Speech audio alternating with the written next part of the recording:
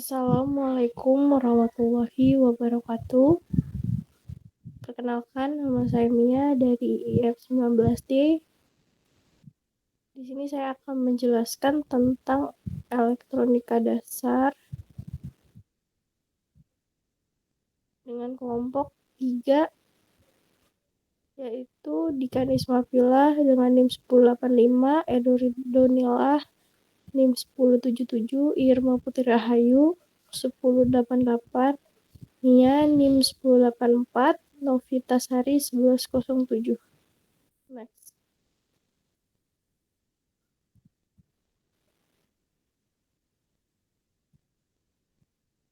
Sini ada penjelasan singkat tentang parallel port. Parallel port atau bisa disebut dalam bahasa Indonesia adalah port paralel, merupakan port pada personal komputer yang berfungsi sebagai alat komunikasi komputer atau motherboard dengan perangkat luar yang bersifat paralel. Fungsi port paralel adalah sebagai penghubung motherboard dengan printer jenis lama, yaitu zip drive, beberapa scanner, sound card, webcams, gamepads, joystick, pemrograman EROM, peralatan SCSI melalui adapter paralel ke SCSI, percobaan dengan TTL12 driver, dan eksternal CDR atau CDRW. Port paralel adalah salah satu jenis soket pada personal komputer untuk berkomunikasi dengan peralatan luar untuk mengirim data digital seperti printer dan model lama. Selanjutnya akan dijelaskan oleh Irma. Selanjutnya yaitu sejarah port paralel. Parallel port diperkenalkan tahun 1981 oleh IBM. Fungsi utamanya adalah untuk mengkomunikasikan antara komputer dengan printer. Ini merupakan terobosan yang besar di dunia komputer saat itu, meskipun masih ada beberapa masalah mengenai parallel port ini. Yang pertama, meskipun kemampuan komputer meningkat, ternyata tidak ada perubahan yang nyata pada arsitektur parallel port, sehingga transfer data maksimal tetap terbatas pada 150 kbps. Yang kedua, tidak ada interface standar yang mengakibatkan munculnya banyak masalah pada saat dilakukan operasi antar platform berbeda. Yang ketiga, desain standar parallel port hanya memungkinkan panjang kabel maksimal 2 meter.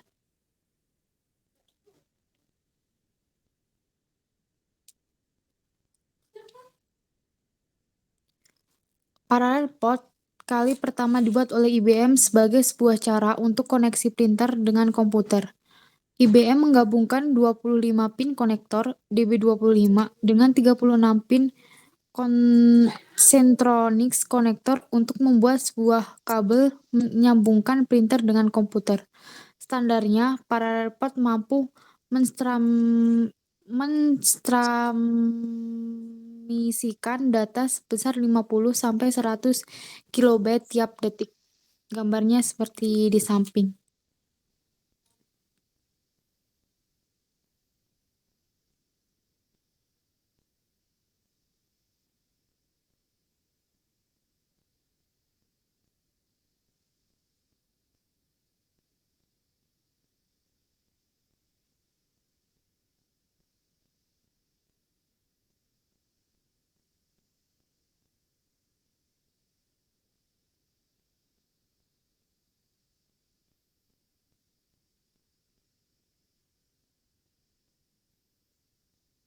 Ya baik, selanjutnya ada alamat-alamat port paralel.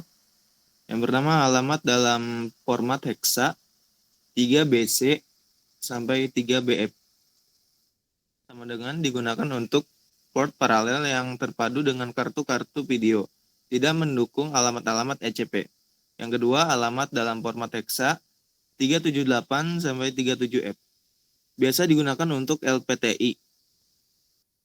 Yang ketiga, masukkan teks Anda di sini. Masukkan. Yang keempat, alamat dalam format hexa 278 sampai 27F biasa digunakan untuk LPT2.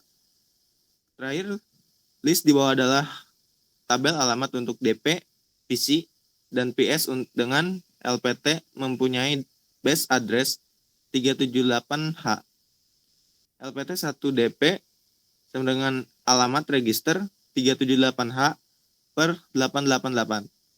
LPT 1 PS alamat register 379H per 889. LPT 1 PC sama dengan alamat register 37AH per 890.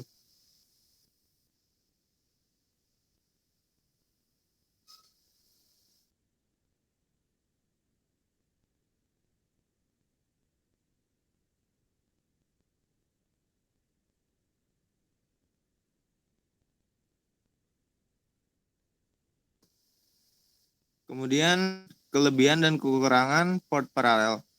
Pertama, kelebihan yaitu paralel mentransmisikan beberapa bit dalam satu transmisi. Kedua, hal ini menyebabkan transmisi paralel lebih cepat dibanding transmisi serial. Selanjutnya, kekurangan port paralel.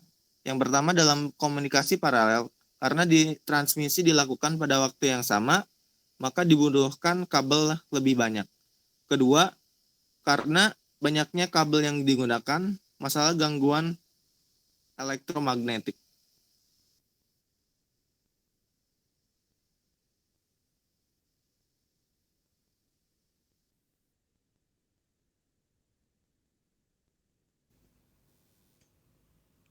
Aplikasi dan rangkaian dengan konektor USB.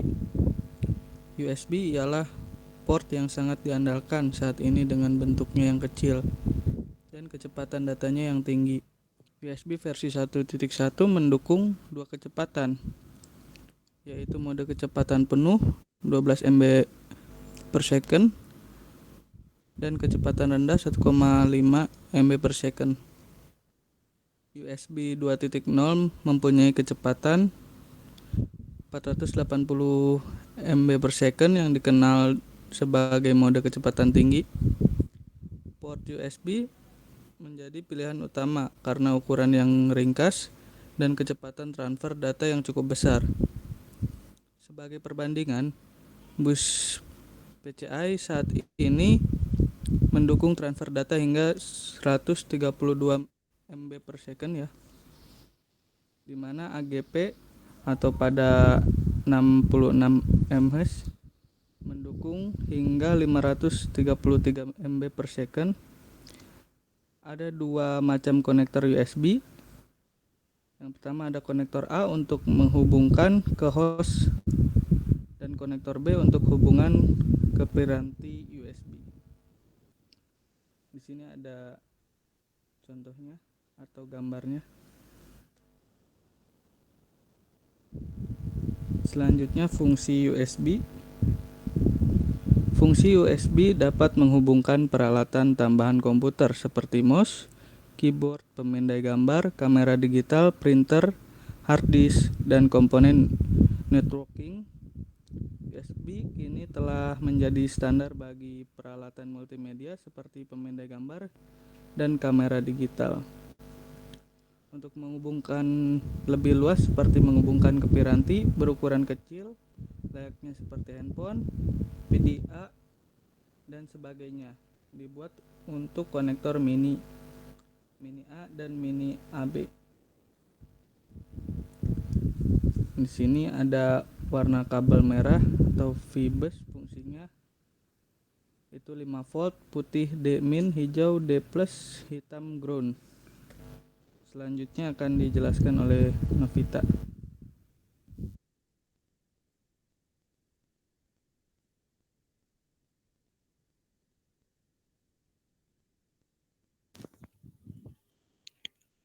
Keterangan pin konektor USB. Yang pertama, tegangan positif 5 volt. Yang kedua, data min. Yang ketiga, data plus. Yang keempat, tegangan negatif. Sesuai dengan tujuan dibuatnya konektor USB, yaitu untuk memudahkan pengguna dengan sedikit tambahan komponen elektronika konektor USB dapat disulap menjadi power supply 5 volt. Caranya, siapkan komponen elektronika sebagai berikut. Yang pertama, resistor 680. Yang kedua, kondensator 10. Yang ketiga, LED. Pilih warna sesuai keinginan Anda. Jumlah masing-masing komponen adalah 1. Di samping ada gambar konektor USB dan konektor USB sebagai power supply 5 volt. Next.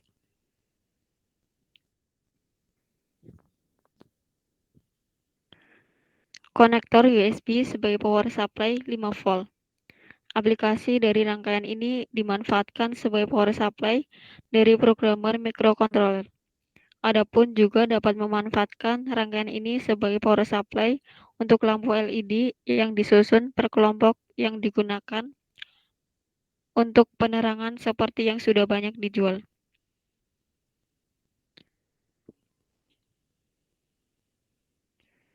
Demikian dari penjelasan dari kelompok kami. Terima kasih atas perhatiannya. Kurang lebihnya mohon dimaafkan. Wassalamualaikum warahmatullahi wabarakatuh.